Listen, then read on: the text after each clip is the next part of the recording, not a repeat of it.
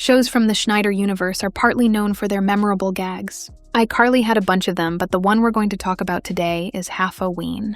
Halfoween is pretty self-explanatory, but it's basically a holiday celebrating the halfway point of the previous Halloween and the future Halloween.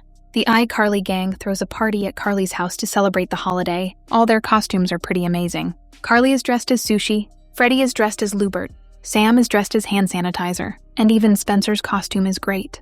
Everybody is enjoying themselves at the party, but Neville takes advantage of this night to seek revenge on the iCarly kids. Neville begins by giving candy to iCarly that ends up changing their voice.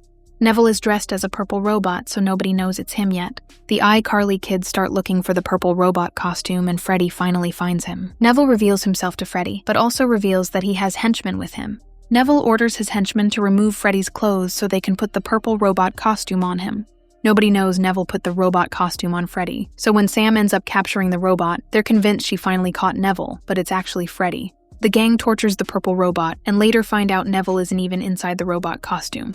Neville then starts telling the party why he decided to take revenge. Sam and Freddie are annoyed, but Carly takes accountability. Carly says she understands why Neville wanted revenge and that they themselves are in the wrong. Carly then asks Neville if he wants to stay for the rest of the party. Neville says okay and tells his henchmen that they can leave. Once Neville's henchmen leave, Carly tells Sam to get Neville. It turns out that Carly was only acting nice so Neville's guard can be down and they can get revenge back on him.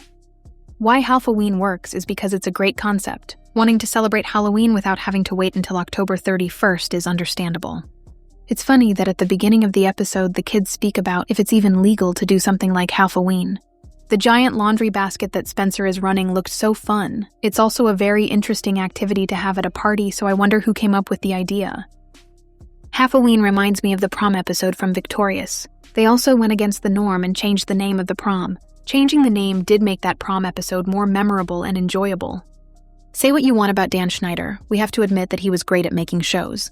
That's what makes him being a weirdo even worse, but I think we can all separate art from its creator. We can continue watching shows like Victorious, Drake and Josh, Zoe 101 while still hating Dan Schneider. I do wonder how many people began celebrating Halfoween after this episode, and not just a regular celebration but having an entire party like the one in the episode.